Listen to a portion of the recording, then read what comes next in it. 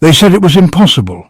A steel roof that folded itself into the trunk at the flick of a switch without any help from your hands.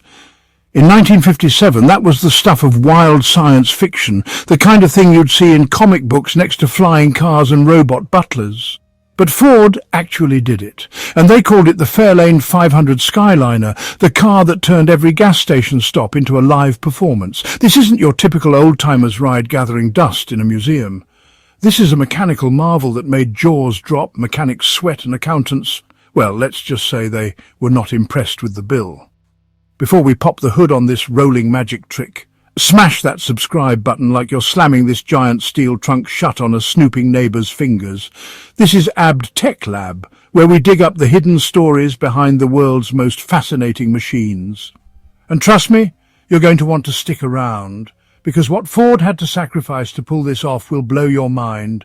We'll get to that in a moment. First, let's see how the Skyliner pulled off its disappearing act. Forget soft tops. Forget canvas that sags and leaks. This was a real steel roof, fully automatic, fully mind-bending. Here's how it worked. You pressed a button, and a carefully choreographed dance began. The rear deck lifted, the roof split into two sections, and a nest of electric motors guided the panels backward. 7 electric motors, 4 lift jacks, a dozen solenoids, 10 limit switches, hundreds of feet of wiring. It looked like a cross between an industrial robot and a circus act. Imagine being a Ford salesman in 1957, standing proudly next to this car, praying the roof didn't jam halfway. Because when it did work, people were mesmerized. It was a magic trick you could buy. But here's the thing.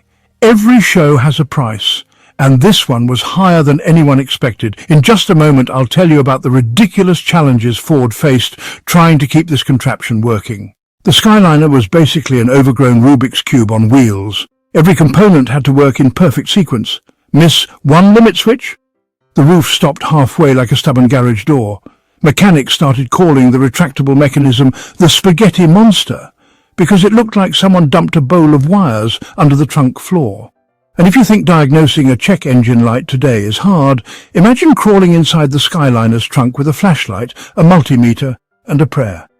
Then there was the weight. This thing was heavy, more than 400 extra pounds compared to a regular convertible. To cope, Ford had to beef up the suspension and reinforce the frame, which added even more pounds. And the trunk space? Forget it. When the roof was tucked away, you were lucky to fit a couple of grocery bags in there. It was more a toy for Sunday drives than a practical everyday car. But why did Ford take such a wild risk in the first place? That story is more fascinating than you might expect. Picture the mid-1950s. Chevrolet was hammering Ford in the sales race. The Bel Air was gorgeous, the Corvette was grabbing headlines, and Ford needed something, anything, to stand out. Enter the retractable hardtop idea. Ford execs thought, if we can combine the style of a hardtop with the freedom of a convertible, we'll leave Chevy in the dust. They weren't entirely wrong. When the Skyliner debuted, it made headlines nationwide. Ads proudly declared, "Push a button, watch the roof disappear."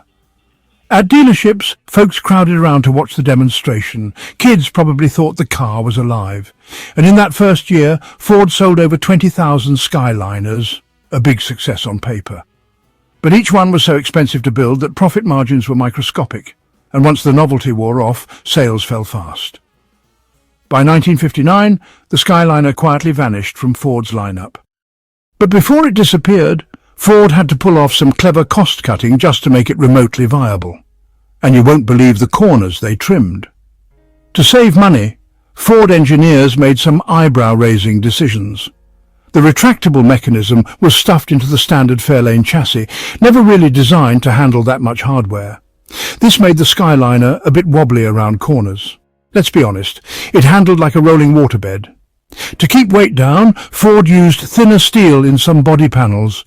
They even rerouted wiring in ways that made mechanics groan for decades afterward. But none of that mattered in the showroom, because if you were buying a Skyliner, you weren't worried about practicality. You were buying bragging rights, the only car in your neighborhood that could fold itself in half and drive away.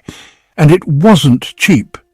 In 1957, the sticker price was about $2,942, the equivalent of $32,000 today.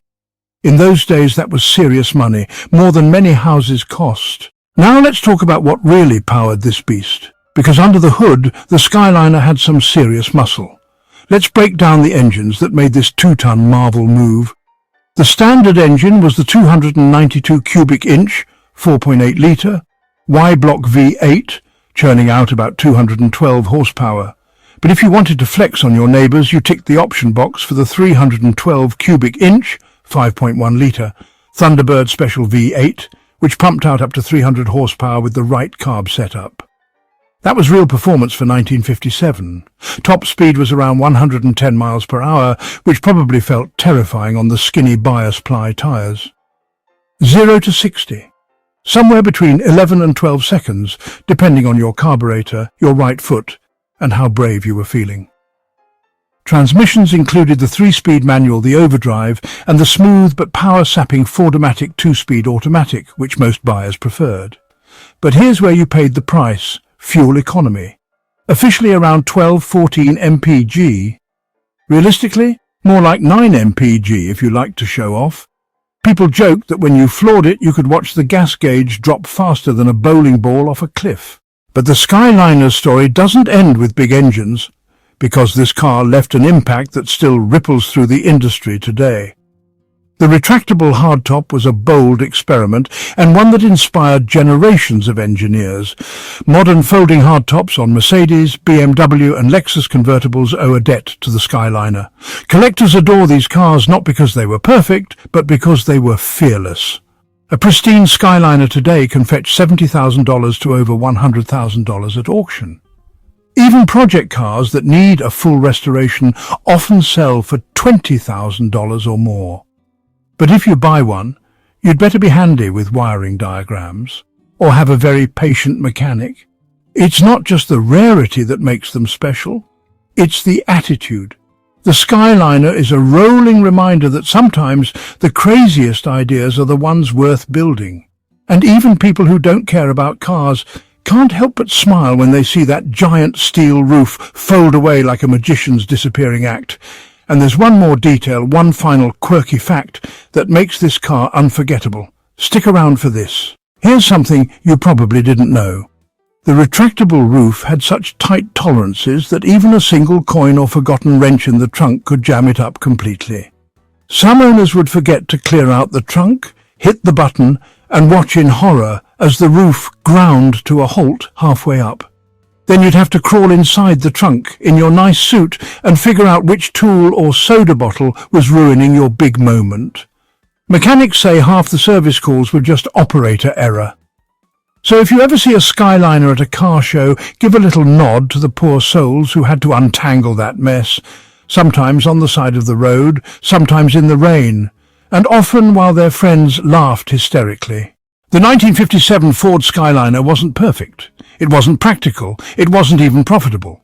But it was unforgettable. It proved that Detroit could dream bigger than anyone, that engineers could take the impossible and make it drivable. And even today, nearly 70 years later, you can't help but smile when that giant steel roof folds itself away. Thanks for watching Abdi Tech Lab. Don't forget to hit that subscribe button. Give this video a thumbs up and let us know in the comments, would you dare own this mechanical masterpiece? And remember, sometimes the craziest ideas are the ones that stand the test of time.